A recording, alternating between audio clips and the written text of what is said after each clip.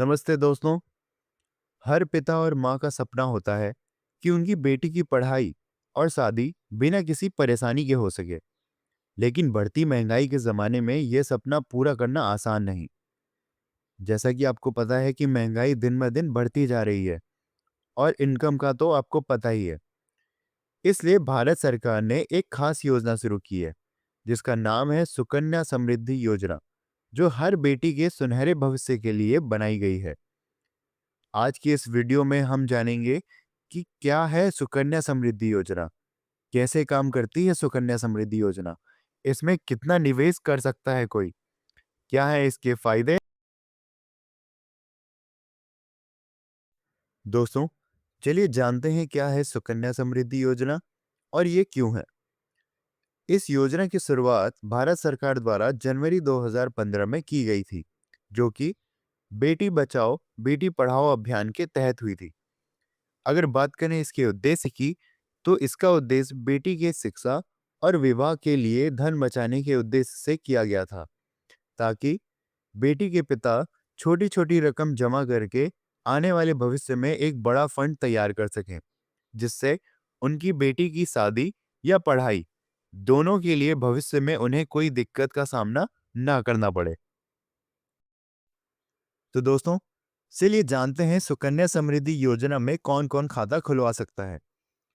जब कभी आप किसी भी बैंक में अपना खाता खुलवाते हैं, जैसे बचत खाता या चालू खाता, तो उसकी एक पासबुक मिलती है। ठीक इसी प्रकार जब आप सुकन्या समृद्धि योजना का खाता खुलवाते हैं, तो आपको इसकी भी एक पासबुक दी जाती है। यह खाता आप किसी भी बैंक या पोस्ट ऑफिस में खुलवा सकते हैं। सुकन्या समृद्धि योजना में खाता खुलवाने के लिए आपकी बेटी की उम्र 10 वर्ष से कम होनी चाहिए। यह खाता सिर्फ बेटियों के नाम से खोला जाता है, बेटों के नाम से नहीं। इस चीज का आपका विशेष ध्यान रखना है। और आप भारत के नागरिक होने चाहिए, इस बात का भी आप विशेष ध्यान रखें। अगर आपकी बेटी तो दोस्तों, आप जानते हैं कि सुकन्या समृद्धि योजना में कितना निवेश किया जा सकता है। तो आप इसमें कम से कम 250 रुपए से शुरुआत कर सकते हैं और अधिकतम 1.5 लाख रुपए सालाना तक जमा कर सकते हैं। इसमें ध्यान देने वाली बात यह है कि आपको साल में, यानी कि जब से आपने खाता खुलाया है, उसके 365 दिन के अंदर अंदर आपको कम से कम 250 रुपए, नहीं तो ज्यादा से ज्यादा 1.5 लाख रुपए जमा करने होते हैं। अब आप पूछेंगे इसमें हमें कब तक निवेश करना होगा, तो इसका जवाब है कि आपको इसमें 14 वर्षों तक निवेश करना होगा। उसके बाद इसकी मैच्योरिटी, जो कि 21 साल में पूर्ण होती है, तब आप ब्याज सहित अपना पूरा पैसा निकाल सकते हैं।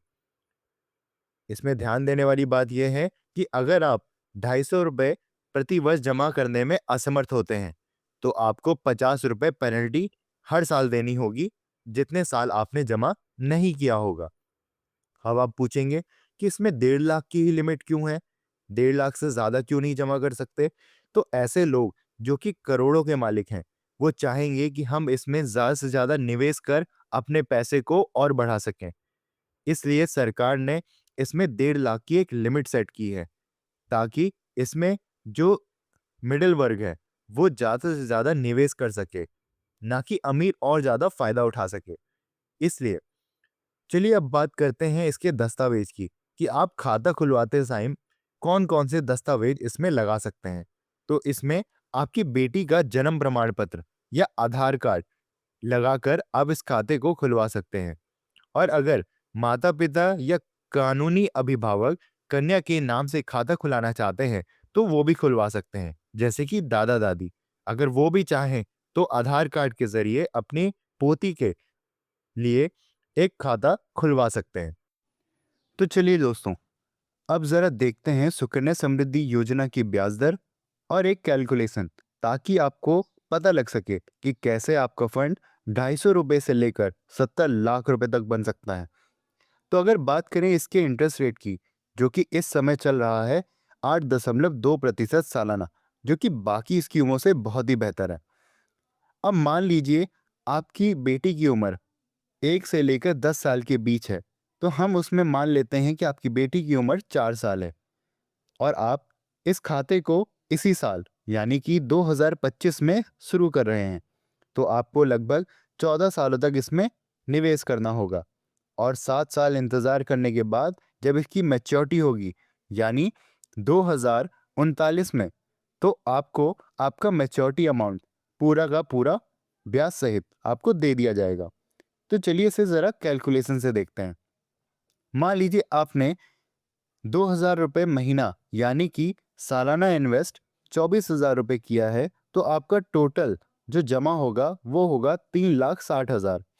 वहीं आपका टोटल इंटरेस्ट यानी ब्याज जो बनेगा 21 सालों का वो होगा 7,39,218 रुपये। वहीं अगर मैच्योरिटी की बात करें जो कि 21 साल में पूर्ण होने पर आपको मिलेगी, वो होगा 11,09,218 रुपये। चलिए और कैलकुलेशन देखते हैं। तो दोस्तों अगर आप 5,000 रुपये महीना यानी कि 60,000 रुपये सालाना इन्वेस्ट करते हैं, तो आपका जो कुल रकम जो आपने जमा किया है वो होगा 9 लाख रुपए। वहीं अगर टोटल इंटरेस्ट जो कि 21 सालों में आपको मिलेगा वो होगा 18,73,058 रुपये। वहीं अगर मैच्योरिटी देखिए जो आपको 21 सालों में मिलेगी वो होगा 27,73,058 रुपये। अब मान लीजिए आप 12,500 रुपये महीना यानी कि जो मैक्सिमम लिमिट 1.5 लाख रुपए है वो आप इसमें निवेश करते हैं, तो आपका जो कुल कंट्रीब्यूशन होगा वो होगा 22,50,000 रुपये। वहीं अगर टोटल इंटरेस्ट की बात करें तो आपको 21 सालों में जो आपका टोटल इंटरेस्ट ही मिलेगा वो होगा 46,82,648 रुपये। और वहीं मैच्योरिटी की बात करें तो 21 सालों में आपका मैच्योरिटी बन चुका होगा 69,32,648 रुपीज़।